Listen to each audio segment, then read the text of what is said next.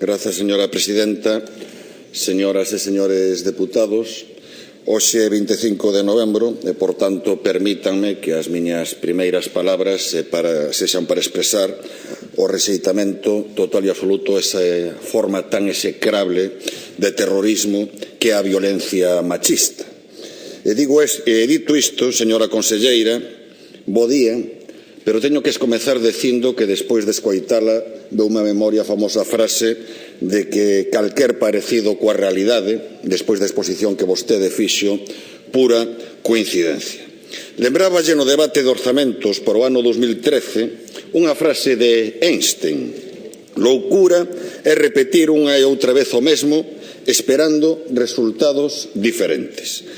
E vostedes, con este proxecto de orzamentos, persisten no seu dogmatismo, esperando resultados diferentes coa aplicación das mesmas políticas. Porque no seu caso, no caso do seu goberno, señora conselleira, non é loucura, é fanático dogmatismo neoliberal e é tamén sumisión cega aos ditados do goberno central a costa de negar o futuro a este país. Como lle dixen na súa comparecencia en comisión, vostede tenos acostumados a facer a presentación tecnocrática dos orzamentos, como se estes fosen o resultado dun simples exercicio contábel. E non é así. Estes orzamentos non son neutros, teñen un impacto directo nas condicións de vida da xente. As políticas fiscais, entendendo por tais as políticas de ingresos e de distribución do gasto público, son a principal ferramenta que ten todo o goberno para influir na marcha da economía e na distribución da riqueza existente. Sobre todo, despois de que as políticas monetarias se residenciasen para a desgraza de todos, para a desgraza do conxunto da sociedade galega na Unión Europea. E máis, as políticas fiscais quizás sexan o principal elemento que identifica as verdadeiras prioridades dun goberno, que intereses e que modelo de sociedade defende. E este proxecto de orzamentos representa, por tanto, unha opción política, unha opción ideolóxica. E cal é a súa opción, señora conselleira, señores da Xunta de Galiza? Protexer os intereses dunha minoría a costa de empobrecer a maioría e condear a Galiza á ruína económica e social. Mire, Galiza vive unha situación de auténtica emerxencia nacional, con 277.000 persoas desempregadas, con 90.000 fogares con todos os seus membros no paro, con 20.000 fogares nos que non entra ningún ingreso, con 660.000 persoas vivindo no limiar da pobreza. E con esta situación vostedes presentan os orzamentos da esperanza cero para as persoas que están no paro, os orzamentos da esperanza cero para as persoas que viven na pobreza, os orzamentos da esperanza cero para evitar a ruína económica da nosa nación. Mire, vostedes recoñécenno, aínda que sexa implícitamente, nas previsións macroeconómicas deste proxecto de orzamentos. Estiman que o PIB medrará un 0,8% no ano 2014. Mire, só desexo que esta previsión teña máis fortuna que nos últimos anos, porque para 2012 preveron un crecemento do 1,1 e logo decrecimos un 0,9. E para o presente ano, para o ano 2013, preveían unha caída do 0,9, cando nestes momentos a variación interanual sitúa xa o descenso nun 1,4. Pero se analizamos máis devagar en que fundamentan a súa previsión, vemos que vostedes fían todo exclusivamente a recuperación da demanda externa. Así, mentres contemplan que as exportacións se incrementen nun 3,9%, tanto o consumo dos fogares como a formación bruta de capital medran un ridículo e, por desgraza, excesivamente optimista 0,2%. Ademais, recoñecen nestas previsións o lastre que representan as súas políticas, xa que a compoñente que máis tirará para baixo do Produto Interior Bruto será o gasto en consumo final das administracións públicas. E é que non pode recuperarse a demanda interna reducindo a capacidade de consumo de amplos sectores da sociedade, como volven a facer nestes orzamentos, señora conselleira. Por exemplo, o manter a conxelación salarial aos empregados públicos, un incumplimento máis a sumar os moitos incumplimentos do señor Feijóo e unha conxelación que vai supor unha nova perda de poder adquisitivo a sumar a grande caída acumulada nos últimos anos. Nin tampouco pode recuperarse a demanda interna renunciando ao papel tractor do investimento público. E sen reactivar a demanda interna, señora conselleira, non é posíbel unha recuperación merecente de tal nome. Máxime, cando para incentivar as exportacións, o seu modelo, como ten manifestado outro portavoz nesta Cámara, en concreto, señora Belosada, é o modelo Tailandia. Buscar a competitividade no recorte dos salarios, na degradación das condicións laborais, en vez de aportar coñecemento e valor productivo ao proceso productivo. Mire, se se busca competitividade no modelo Tailandia, sempre haberá quen produza máis barato, pero ademais unha forza laboral mal remunerada, con condicións laborais precarias, é total e absolutamente incompatível con pretender modificar o patrón de crecemento que nos levou a esta crise, é totalmente incompatível con aportar coñecemento e valor engadido ao proceso productivo. Mire, polo que respecta ao paro, vostedes estiman unha taxa de desemprego do 21,7%. Tamén nesta cuestión só desexo que as súas previsións teñan máis fortuna que nos últimos anos. Digo porque para 2012 preveron unha taxa de paro do 16,4 e según a EPA o paro situouse a fin de ano no 21,38. E para o presente ano tamén estimaron unha taxa de paro do 21%. En estes momentos, según a EPA, estamos xa no 21,6%. Pero o relevante, señora conselleira, é que vostedes estiman unha taxa de desemprego para 2014 superior á que estimaban nos orzamentos deste ano, nos orzamentos vixentes do ano 2013. E no informe económico financiero, vostedes prevén que a taxa baixe aparencialmente, só aparencialmente, até o 21%, entre outras cousas, e cito textualmente, debido a diminución apreciável da poboación activa. Maravilloso. Canto menos poboación activa, menos tasa de paro. Ese é o seu xeito de loitar contra o paro. E máis, recoñecen que o emprego medido en postos de traballo a tempo completo diminuirá un 0,2% para o vindeiro ano. É dicir, incluso nas súas previsións que pecan de excesivo optimismo, din que non se creará emprego. Con 277.000 parados na Galiza, con só un de cada 3 parados cobrando unha prestación, cunha taxa de ocupación en Galiza entre as máis baixas de Europa, vostedes admiten que estes orzamentos non serven para crear emprego. Mire, sabe canto descendeu desde 2009 a dotación dos distintos programas para a promoción de emprego? Un 56,54%. En estes orzamentos, o goberno galego contempla un novo recorte do 9%. E logo, éncheselles a boca falando de que a súa primeira preocupación é a loita contra o paro. Por iso, señora conselleira, estes son os orzamentos da esperanza cero para os parados. Señora conselleira, estes orzamentos só serven para alimentar a espiral perversa do austericidio. Medran os recursos para pagar a débeda, mentres volve a recortarse o gasto non financeiro, aquel que ten un impacto directo nas condicións de vida dos cidadáns. E máis, estes orzamentos contemplan unha cifra de gasto non financeiro inferior en 65 millóns de euros ao teito de gasto aprobado por este Parlamento.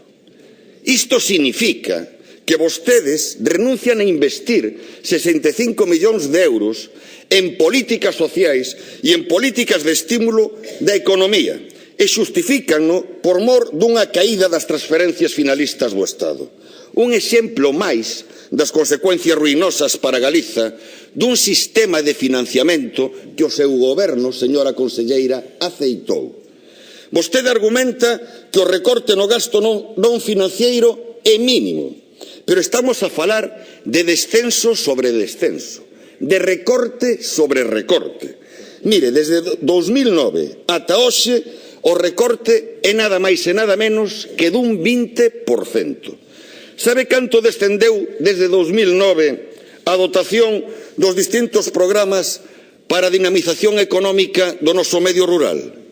Case un 25%. E para a pesca, case un 55%. E para a industria, máis dun 38%. E para o comercio, un 60%. Por non falar dun recorte acumulado de máis dun 67% en normalización lingüística e de case un 57% en cultura. Recortes moi ilustrativos da política de demolición da nosa lingua e cultura na que está empeñada o seu goberno. Incluso nunha cuestión recurrente nos discursos do señor Feijóo, como é o desenvolvemento empresarial, o apoio á modernización, internacionalización e mellora da competitividade das empresas, o descenso acumulado é do 46%. Programas todos eles que volven sofrir recortes neste proxecto de orzamentos. Mire, señora conselleira, o orzamento da Consellería de Economía e Industria redúcese nun 22,1%, coa nosa economía en deconstrución, co tecido industrial desmantelándose, cunhas cifras de paro dramáticas, recortan nun 21,1% os recursos dunha consellería que debería de ser a impulsora das políticas de crecemento. Nun momento de forte constrición do crédito por parte da banca privada, ás portas de que Nova Galicia Banco sexa vendida e o noso espolio aforrado, recortan o orzamento consolidado do IGAPE nun 38%. Co comercio galego nunha situación límite, con 17.000 locais pechados nos últimos 4 anos, con cerca de 43.000 empregos perdidos. Vostedes recortaron desde 2009 os orzamentos adicados ao noso comercio nun 56% e propoñen un novo recorte superior ao 16%. Cun sector primario en proceso de desmantelamento, cun campo camiño da desertización, vostedes volven recortar os orzamentos da Consellería de Medio Rural e do Mar nun 7,5%. E mentres apostan polo modelo Tailandia, conxelan as partidas destinadas ao I máis D máis I, que acumulan un recorte de máis do 60% desde 2009. E con estas cifras, vostedes teñen o descaro de falar duns orzamentos para situar a Galiza na senda do crecemento. Pode dicirme, señora conselleira, onde están nestes orzamentos estratexias para a recuperación económica de Galiza? Onde están? Porque nós, desde logo, non as vemos. E, por favor, non volva a decirnos que nese fantasmal Fondo para o Crecemento ou non menos fantasmal Plan Estratéxico 2010-2014, un rótulo de propaganda no que vostedes agrupan programas que xa existían.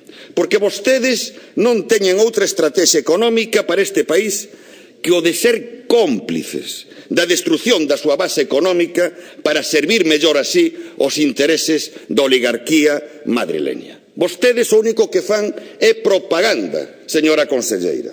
A mesma propaganda o decir que son os orzamentos máis sociais da historia que vostedes blindan o gasto social. Porque a realidade é que o gasto social volve a recortarse. Recorte sobre recorte, señora conselleira, porque desde 2009 o gasto en educación recortouse prácticamente un 15%, en sanidade un 10,49%. En servizos sociais e igualdade, un 5,43%. En cooperación,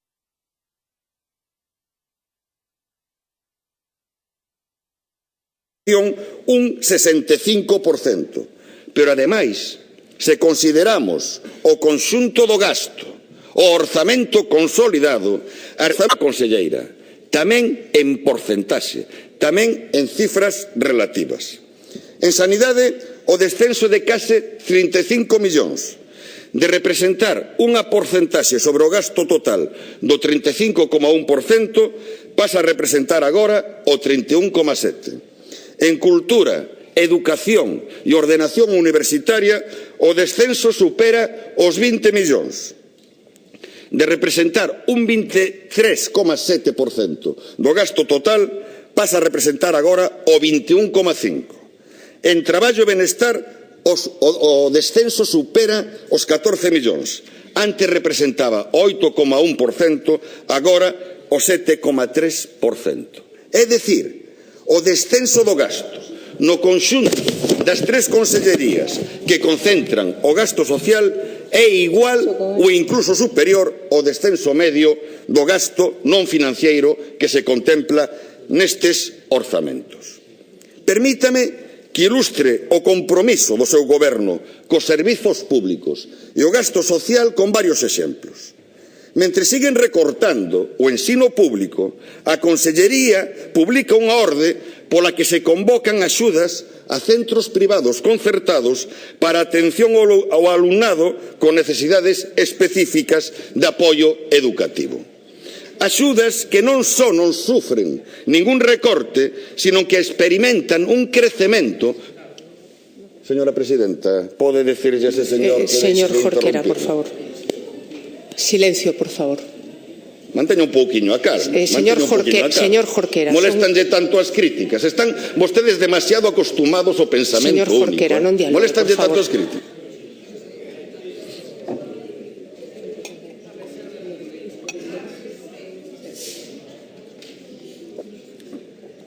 Decía que nesta orde as axudas aos centros concertados non só non sofren ningún recorte, senón que experimentan un crecemento do 37% con respecto ao 2011. É dicir, a privada concertada ve incrementados os seus recursos cunha asignación extraordinaria que lles permite prestar servizos, modificar instalacións e contratar persoal, algo que nestes momentos non se poden permitir os centros públicos, nin siquera os de educación especial. Mire, outro exemplo. Mentres para miles de cidadáns o dereito a unha vivenda digna convertiuse nunha quimera, os programas de acceso á vivenda fican en mínimos históricos. Cando nunca houbo tanta xente sen casa, vostedes reducen as partidas nun 35%.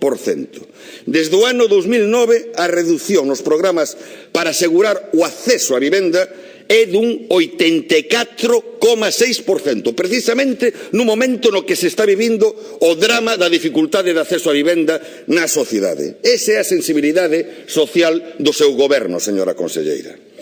Uns orzamentos antisociais e uns orzamentos ao servizo do seu proxecto de exterminio da nosa lingua e da nosa cultura nacional. O programa de fomento do audiovisual cae un 128%, un 5,24% bibliotecas, arquivos, museos e equipamentos culturais, un 5,49% a protección e promoción do patrimonio histórico, artístico e cultural e un 5,02% a política lingüística. Un novo recorte a engadir o 67% recortado até 2013. En 2009 a política lingüística tiña unha dotación de 21,5 millóns de euros. Agora, para 2014, de 7 millóns. Cifras que falan as claras da política lingüicida do seu goberno. Mire, señora conselleira, nestes orzamentos recórtase todo menos o pago da débeda. Estes non son uns orzamentos sociais, estes son os orzamentos da débeda. os orzamentos da Galiza hipotecada. O custe da débeda pasa de 1.110 millóns de euros a 2.071 millóns, case 1.000 millóns de aumento, un incremento nun só ano do 86,4%. Endebedarse. Ese é o recurso sistemático do seu goberno para cumplir cos obxectivos de déficit e presumir de rigor na administración das contas públicas. Lembro os dados que xa lle aportei en comisión. Según o Banco de España, a débeda viva de Galiza sitúase en 9.397 millóns de euros. En 2009 era de 3.923 millóns. É dicir, desde que vostedes gobernan, prácticamente triplicaron a débeda. Neso debe de consistir realmente o de facer máis con menos. E isto sin sumar a hipoteca que tamén supoñen os máis de 3.000 millóns de euros comprometidos polo goberno mediante a fórmula de colaboración público-privada que conleva a privatización práctica da xestión dos servizos públicos e das infraestructuras. Mire, señora conselleira, en comisión suscitouse un debate moi interesante sobre a débeda. Acusouse o BNG de ser incoherente por criticar o recurso ao endebedamento. Chegou a definirse o recurso ao endebedamento por parte do seu goberno como unha política keynesiana, é unha lástima que non este agora o señor Pedro Puy, e, por suposto, como non podía ser menos, a culpa do endebedamento era do cha-cha-cha. Perdón, quero decir do bipartito. Como todas estas afirmacións se fixeron cando xa non tiña oportunidade de réplica, permítame que me deteña un momento en comentalas, porque creo que son moi relevantes. Mire, primeiro, o BNG non está en contra do recurso ao endebedamento se é para practicar políticas contracíclicas, se é para impulsar a recuperación económica e para preservar a cohesión social fortalecendo os servizos públicos e as políticas sociais. Pero o problema, señora conselleira, señores do Partido Popular, é que as súas políticas non serven nin para unha cousa nin para outra. Non serven para favorecer a recuperación económica, non serven para preservar a cohesión social, pero tampouco serven para sanear as contas públicas. Vostedes xeraron máis débeda que todos os demais gobernos galegos xuntos. Esa é a realidade. Que as súas políticas, señores do Partido Popular, perden todos, perden absolutamente todos, agás, iso sí, os bancos. Os únicos que gañan que as súas políticas son os bancos. Mire, e con respecto ao bipartito, señores do Partido Popular, non vou volver a repetir desde esta tribuna o yo pecador me confieso. Non vou a repetilo. Simplemente vou aportar uns dados do Banco de España. Débeda a fins de 2005, 3.381 millóns de euros. Débeda a fins de 2008, último exercicio completo do bipartito, 3.954 millóns de euros. É dicir, de toda a débeda acumulada en Galiza, só o 6% da débeda contraída polos sucesivos gobernos tivo lugar durante ese período. Pero o dado máis relevante é o que agora lle vou a dar. 2005, a débeda de Galiza representaba o 7,3% do Produto Interior Bruto. Fin de 2008, a débeda de Galiza representaba o 6,8% do noso Produto Interior Bruto. Medio punto menos, señora conselleira. 2013 representa o 16,8% do noso Produto Interior Bruto. 10 puntos máis, señora conselleira. Vostedes fixeron do equilibrio das contas públicas o único obxectivo das súas políticas e fracasaron estrepitosamente. Van deixar un país arruinado e inda por riba hipotecado. Ese é o problema, señora conselleira. Señora conselleira, señores da Xunta, señores do Partido Popular, a súa sumisión aos poderosos e ao goberno central saelle moi cara a Galiza, porque o endebedamento de Galiza non é froito só da súa mala xestión, que tamén. É froito tamén dunhas políticas impositivas ao servizo dos poderosos e da súa sumisión ao goberno Rajoy. Vostedes aceitan un reparto dos obxectivos de déficit entre administracións que condenan a Galiza á asfixia económica, á asfixia financiera. E aceitan tamén un sistema de financiamento desastroso para o país. Según o proxecto de orzamentos, os ingresos procedentes do sistema de financiamento descenderán en 2014 en 187 millóns de euros. Pero é que, se comparamos co 2009, señora conselleira, a caída é de máis de 1.400 millóns de euros, máis de 233.000 millóns de pesetas, case un cuarto de billón con B das antigas pesetas, señora conselleira. E iso non é só froito da caída da recaudación por mor da crise económica. Iso é froito dun sistema de financiación que non asegura a nosa autonomía e suficiencia financiera, que nos fai dependentes dunhas transferencias do Estado cada vez máis raquíticas. Por iso, insisto, a sumisión do seu goberno saelle moi cara a Galiza. Como lle sai moi caro a Galiza o seu dogmatismo en materia de impostos, a súa obediencia á troika e aos poderosos. Porque estes orzamentos, pese ao que dixo vostede durante a súa intervención, consagran de novo un reparto inxusto do esforzo fiscal. Renuncian a elevar a presión fiscal sobre as rendas altas, mentres as rendas baixas terán que tributar máis, señora conselleira. Mire, como xa lle dixemos ao señor Feijóo, a medida estrela anunciada por vostedes en materia impositiva é unha trampa. A rebaixa no tramo autonómico do IRPF para rendas baixas suporá unha deducción media de 45 euros o ano, 3,5 euros o mes. Con só encher 2 veces o depósito, a suba do céntimo sanitario significará un gasto maior para rendas baixas. Iso sin ter en conta que o Estado vai consolidar no ano 2014 a suba do tramo estatal do IRPF. Os galegos e as galegas pagaremos máis de IRPF e, ademais, quen se beneficiará será a Facenda estatal, non a Facenda galega. Miren, a rebaixa no IRPF non compensará nin de lonxe o impacto que terá para rendas baixas a suba dos impostos indirectos.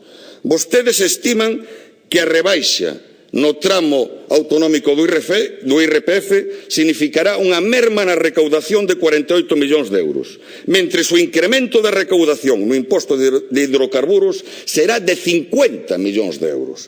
Pero, ademais, estiman un incremento da recaudación do 10% polo IBE, do 30% polo canon da auga, e nas disposicións adicionais autorizan unha suba do canon do lixo dun mínimo do 20%.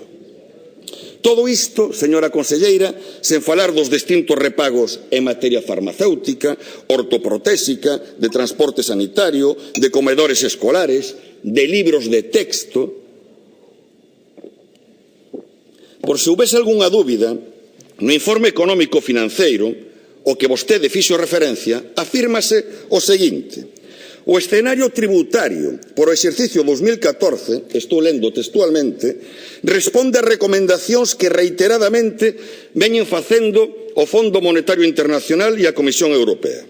Seguindo estas recomendacións, no orzamento para 2014 inclúense medidas acordes coa necesidade de dar, e recalco, máis preponderancia á imposición indirecta. Que mandadiños son vostedes? Que mandadiños? E aínda por riba ten o descaro na súa intervención de falar, de dar máis preponderancia a imposición indirecta como unha medida de xusticia fiscal e como unha medida para non sobrecargar máis as rendas do traballo. Cando resulta que os impostos indirectos non distinguen en función da renda do contribuinte, cando resulta que os impostos indirectos castigan máis as rendas do traballo, pois teñen que destinar unha proporción maior da renda ao consumo, dado que apenas teñen marxe para o aforro, pero ademais castigan o consumo, evitando a recuperación da demanda, algo que é imprescindível para sair da crise. E a consecuencia será de novo, señora conselleira, pese as súas afirmacións, que os que menos teñen pagarán máis, mentre renuncian a subir a presión fiscal sobre os máis ricos. Roubar aos pobres para darllo aos ricos. Ese é o significado práctico destas políticas, señora conselleira. Hoxe pola tarde, no debate das emendas que modifican a cuantía global dos orzamentos, demostraremos como é posible outra política impositiva máis xusta que exixa maior esforzo fiscal a quen realmente máis ten e que ademais proporcione máis ingresos. E xa conclúo e resumo, señora conselleira, deputados e diputadas. Estes orzamentos son inxustos e antisociais. Non serven para loitar contra o paro, o primeiro problema social nestes momentos. Non serven para loitar contra a crise e salvar a Galiza da ruína. Estes orzamentos, iso sí, son a maior evidencia, para a desgracia do país, son a maior evidencia do fracaso para Galiza das políticas do goberno Feijóo. Por estas razóns presentamos esta emenda de devolución. Moitas grazas. Moitas grazas.